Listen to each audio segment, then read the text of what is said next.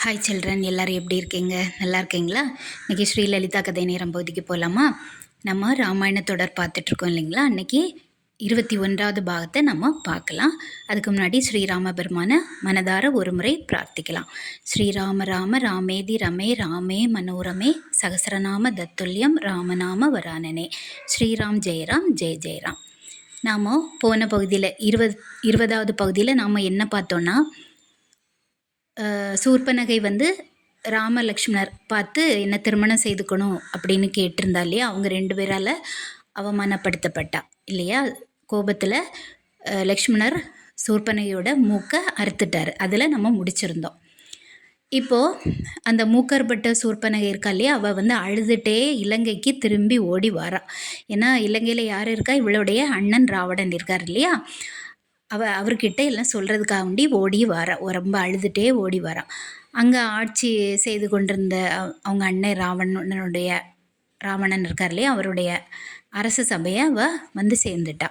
ராவணனுக்கு கும்பகர்ணன் விபீஷணன் அப்படின்னு 2 தம்பிங்க இருந்தாங்க.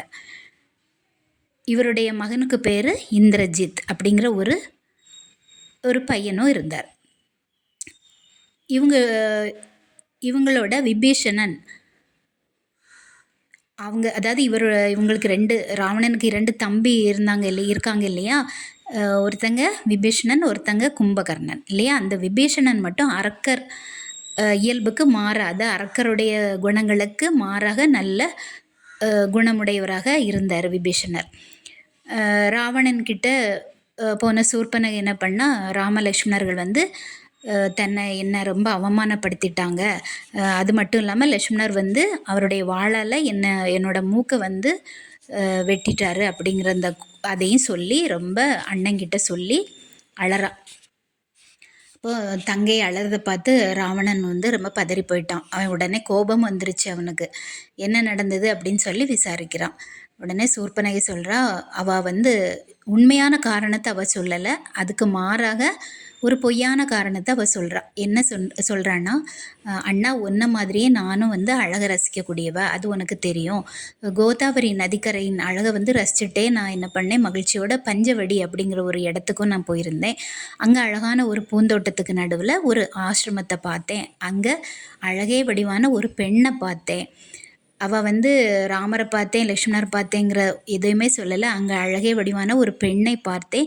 அவளை வந்து ரொம்ப பேரழகியாக, அவளை மாதிரி பேரழகி உலகத்தில் எங்கேயுமே இருக்க முடியாது அப்படின்னு அவள் சொல்கிறா. ராவணன் உடனே அப்படியான்னு கேட்குறான். உடனே ஆமாம், யார் அப்படின்னு கேட்குறோன்னா, அவளுடைய பேர் சீதை அப்படின்னு நான் அறிஞ்சேன். அழகு தேவதையான அவள் வந்து உனக்கு மனைவியாக இருக்க தகுதியானவ. ஏற்கனவே ராவணனுக்கு திருமணமாகி ஒரு பையன் இருக்கிறான். இவளை மாதிரியே அண்ணனுக்கும் ஒரு ஆசை தீய அவள் மூட்டுறா. அவள் என்ன சொல்கிறான்னா, அழகு தேவதையான அவள் உனக்கு மனைவியாக இருக்கிறதுக்கு தகுந்தவ, அதனால் அவளை உன்கிட்ட கொண்டு சேர்ப்பதற்கு நான் ஆசைப்பட்டேன். அதற்கான முயற்சியும் நான் எடுத்தேன். அப்போ தான் அந்த ராமலக்ஷ்மணர் வந்து 2 பேரும் என்னை அவமானப்படுத்திட்டாங்க அப்படின்னு சொல்லி இவள் அப்படியே கதையை மாற்றி சொல்கிறா. உடனே ராவணன் கேட்குறாரு, என்ன துணிச்சல் அவங்களுக்கு அப்படின்னு கோபத்தில் கேட்குறாரு. உடனே சூர்பனகை சொல்கிறா, நீ உடனே போய் அந்த 2 பேரையும் அழிச்சிட்டு அந்த சீத்தையை நீங்கள் இங்கே கொண்டு வரணும். உடனே புறப்படு.